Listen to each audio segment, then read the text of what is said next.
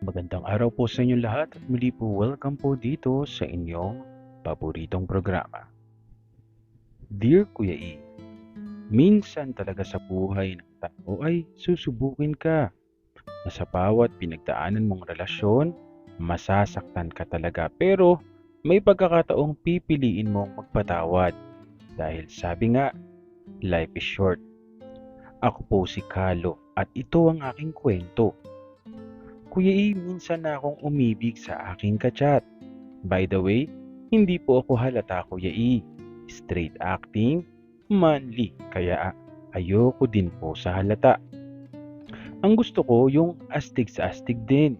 Kaya naman ang makilala ko ang itago natin sa pangalang Gio through Blue App, almost 3 months magka-chat bago magpakitaan ng picture at video call. Masasabi kong siya ang gusto ko. Matangkad at sobrang manly. Sabay naming nilisan ng naturang app. Nagtatawagan lagi. Hindi pa man kami nagkikita ng personal ay naging kami na.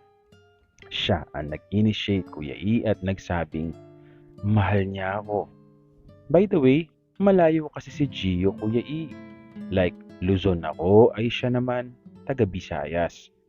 Para kaming magtropa kapag nag-aasaran sa video call man or sa tawag. At minsan, nagpapainit. Alam nyo na yon. Sobrang lakas ng appeal ni Gio Kuya E at dumating ang point na sobrang mahal ko na siya.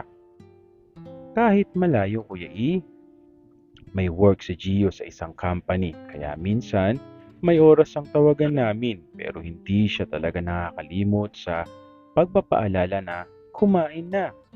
Kahit ganun ang relasyon namin, sobrang minahal ko si Gio Kuya E. LDR kami na umabot ng 2 years. May usapan na rin naman kami na magkikita dahil luluwas siya ng Manila. Hanggang sa isang araw Kuya E, may nag-message sa akin na isang lalaki.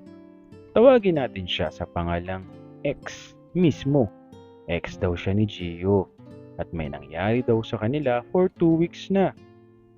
Medyo nasaktan ako doon Kuya E, pero hindi ko na siya inaway or pinatulan man lamang. Binlock ko siya. Dahil sa pagmamahal ko kay Gio, hindi ko pinaramdam na may dinaramdam ako. Kumbaga, hindi pa man siya nagsorry ay pinatawad ko na siya. Totoo man o hindi ang sinabi ni X, hindi ko na inalam pa. So Kuya E, hindi ako pinatahimik ni X. Gumawa ng paraan para makontak ako. Sinindan pa ako ng mga picture nila ni Gio. Sweet at may kissing moments pa. Recent iyon dahil may mga pics pa sila na yun din ang suot ni Gio noong aming video call. Masakit sa akin yun Kuya E. Tanga man ako, inignore ko pa rin. Kasi naisip ko na magkikita na rin kami ni Gio. Kuya E, dumating sa point na hindi na nagparamdam sa akin si Gio. And I know, naisip ko, baka nga, binalikan o comeback Israel na sila ng ex niya. Gusto ko magdamdam pero nagpakatatag na lamang ako Kuya E. Mabigat man yon sa aking dibdib, pinili kong kumawala sa lungkot. Wala ni ha ni hoy, basta iniwan na lamang ako sa ere ni Gio.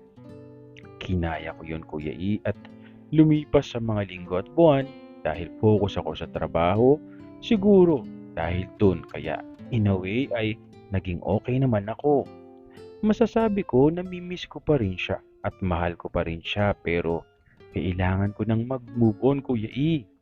After 6 months Kuya E, hindi ko inaasahan na darating sa aking harapan at mabibigyan na ako ng pagkakataon na makaharap ko si Gio. Humingi po siya ng tawad sa akin at sabihin na natin naging marupok ako for a while. Yes, may nangyari po sa amin ni Gio. Pero Kuya E, hindi pala ganun yon. Hindi na ganun yung pagmamahal ko. Sinabi ni Gio na humihingi siya ng tawad sa akin at gusto niya na maging okay kami. Pero Kuya E, tinanggihan ko siya.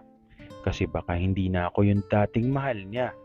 At sa pagkakataong yun, naisip ko na dapat talaga yung pagmamahal sa sarili natin ang unahin natin.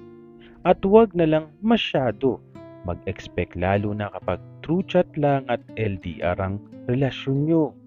One man Kuya Ina, malapit sa akin si Gio pero hindi na naulit-ulit yung nangyari sa amin. Siguro nga what happened lang ay to verify lang yung feelings ko, which is wala na talaga. Minsan nasaktan ka man ay maiisip mo na lang ang katangahan mo.